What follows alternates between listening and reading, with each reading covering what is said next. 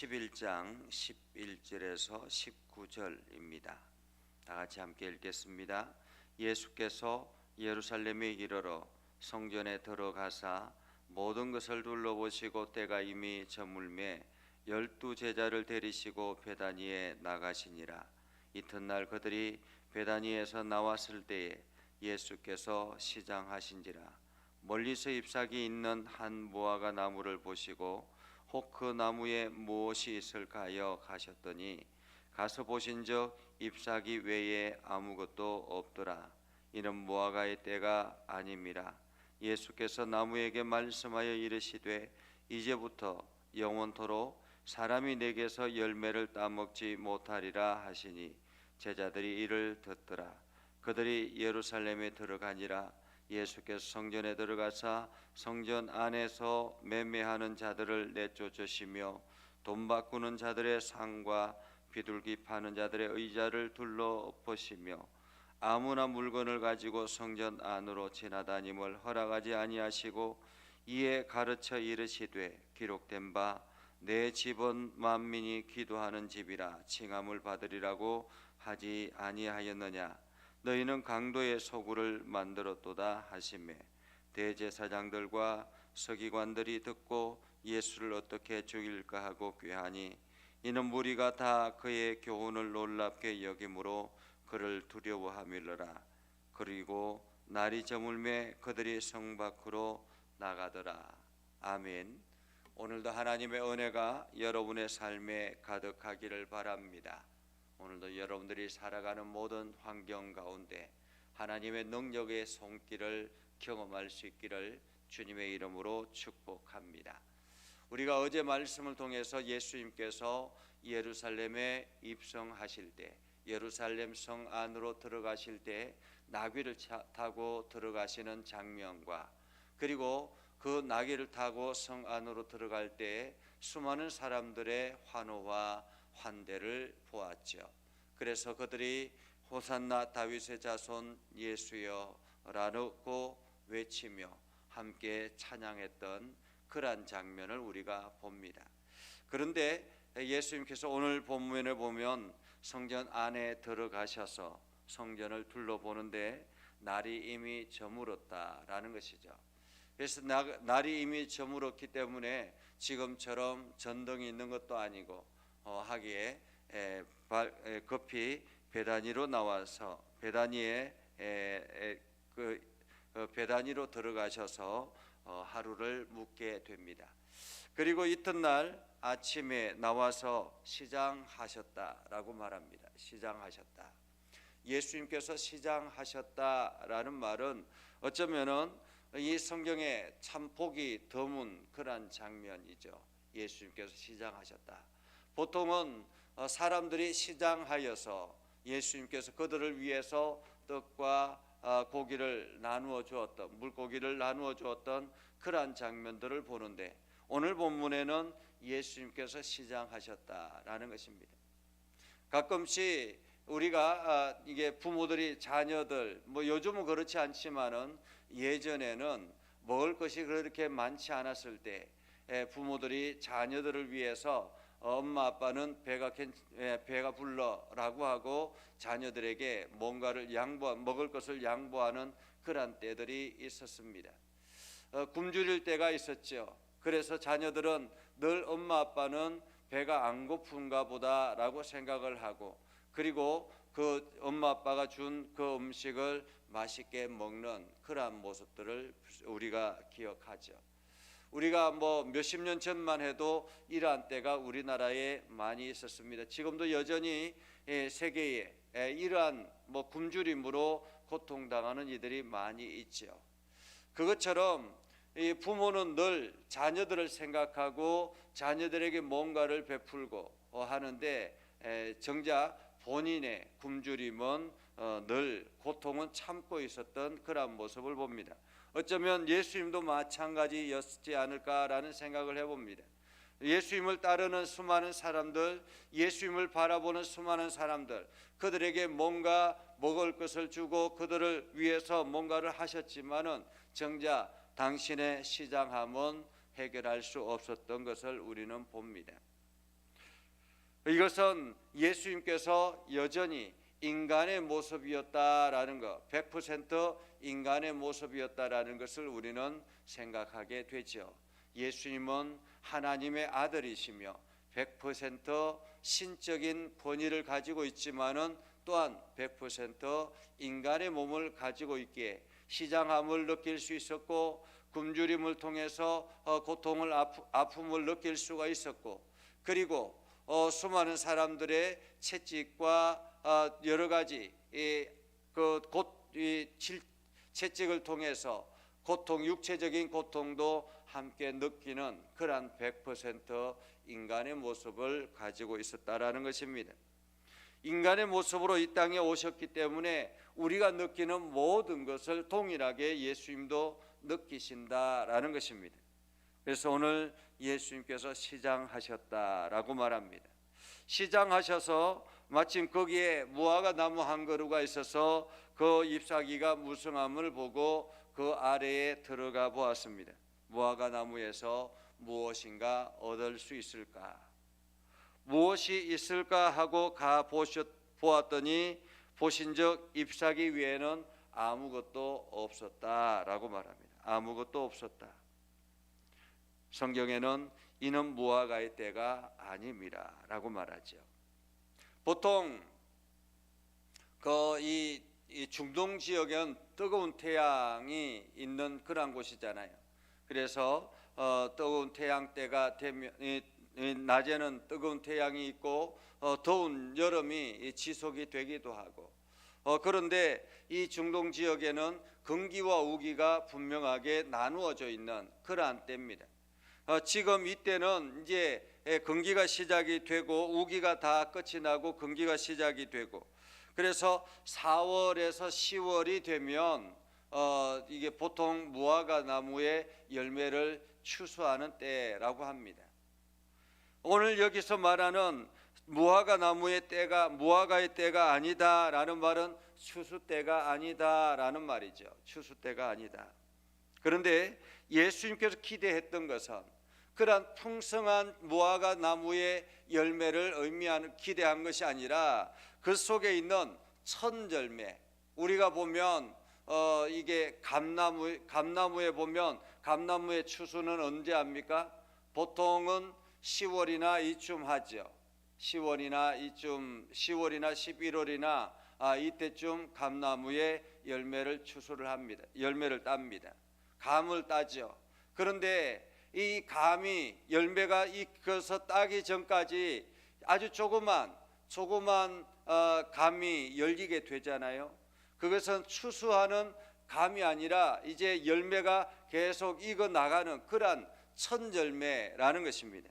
예수님께서 기대하셨던 열매는 그 추수한 풍성한 열매의 무화과가 아니라 바로 이 추수하기 전에 이제 그 감이 익어 나가는 그러한 첫 열매, 아주 조그마한 열매를 말하는 것입니다. 그것을 히브리어로는 파게라는 것인데, 파게라는 것은 첫 열매, 이제 막 익어 나가기 시작할 그 조그마한 열매를 말하는 것입니다. 이것이 많이 주렁주렁 열려야 나중에 이것이 나중에 큰 열매들로 가득 차서 무화과의 튼튼한 그러한 열매들을 추수하게 되는 것이죠. 오늘 예수님께서 기대했던 풍성한 열매를 기대하는 것이 아니라 아주 조그만, 이제 처음 시작하는 조그만 열매를 기대했는데도 불구하고 그것 자체도 없었다라는 것입니다. 없었다. 그래서 예수님께서 그 무화과 나무를 저주하죠. 이제부터 영원토록 사람이 내게서 열매를 따먹지 못하리라. 사람이 열매를 따먹지 못하리라. 오늘 우리에게도 마찬가지입니다. 하나님께서 우리를 통해서 이 땅에 구원의 백성을, 하나님께서 우리를 구원하시는 구원의 목적은 무엇입니까?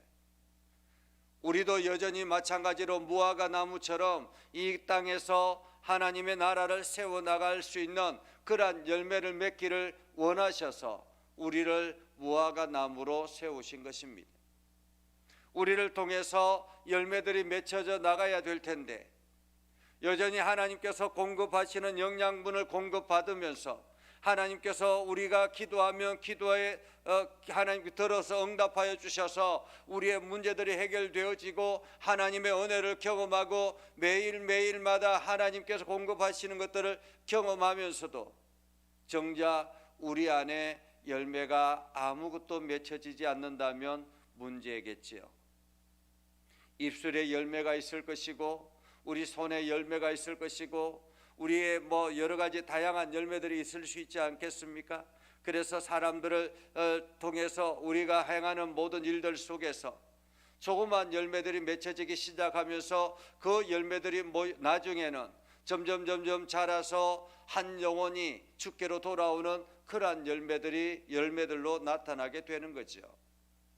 그런데 오늘날 우리의 신앙의 모습을 보면 아예 그 조그만 열매조차도 맺혀지지 않는 그러한 모습을 보게 됩니다. 하나님 나라의 열매에 대해서는 관심을 가지지 아니하고 내 삶, 내 육체적인 어떤 문제 이러한 것들에만 해결하기를 급급하는 우리의 신앙의 모습들을 발견하게 되지요. 오늘 예수님께서 말씀하시는 경고는 바로 이러한 것입니다. 하나님이 원하셨을 때 정작 아무런 열매의 흔적조차 찾아볼 수 없다면 그것은 문제라는 것입니다. 오늘 하나님께서 예수님을 통해서 우리에게 주시는 말씀은 너희에게 공급하시는 너희의 그 무화과나무, 우리 각자의 무화과나무의 잎만 무성하고 여전히 그 속에는 아무런 열매의 흔적조차 찾을 수 없다면 그것은 필요 없다라고 말씀하고 있는 것입니다. 그리고 난 다음에 예수님께서 예루살렘에 들어가셨습니다. 들어가 보니 과관이 아닙니다. 성전 안에는 장사치들이 장사하는 소리가 여기저기 아우성입니다. 물건을 파는 물건 장사하는 사람들로 가득 차 있습니다. 비둘기 파는 사람들, 또 염소를 파는 사람들, 양을 파는 사람들, 소를 파는 사람들, 이러한 사람들로 가득 차죠. 왜냐하면 이때는 유월절이기 때문에 수많은 사람들이 몰려들어서 예루살렘에서 하나님 앞에 제사를 드리는 아주 중요한 날이기 때문에 이때가 대목이라는 것입니다. 그래서 조금이라도 더 많이 팔려고 여기저기서 소리를 지르며 자기의 물건이 좋다고 그렇게 외치는 고객 행위들을 봅니다. 고객 행위를 통해서 수많은 사람들이 막 성전 안을 시끄럽게 합니다. 그곳은 이미 성전이 아니라 장터가 되어버린 것입니다. 장터가 되어버린 것입니다. 처음에 성전은 이러지 않았겠죠. 하나님께서 처음 성전을 허락하셨을 때는 그들이 성전 안에 들어오는 것 자체만으로도 두렵고 떨림이 있었을 것입니다. 성전 안에 들어와서 조그맣게 한 걸음 한 걸음 걸어서 제사장에게 조심스럽게 자기의 죄를 고백하며 짐승을 제물을 올려드리는 그 자체도 얼마나 두렵고 떨림으로 다가왔겠습니까? 우리나라에 처음 교회가 들어오고 그리고 교회가 세워질 때에 사람들은 교회를 거룩한 곳이라고 생각했습니다. 그래서 성전에 들어오는 것을 두렵고 떨림으로, 그리고 강대상에 올라가는 것도 아주 두렵고 떨림으로 올라왔습니다. 그래서 강대상 높이도 아주 높은 자리에 높이 만들고, 그리고는 강대상에 올라오는 것도 중직자들, 특별히 목사, 장로만, 그리고 청소하시는 분들도 교회당을 청소하실 때도 강대상은 정말로 조심스럽게 청소했던 그런 때가 있었습니다.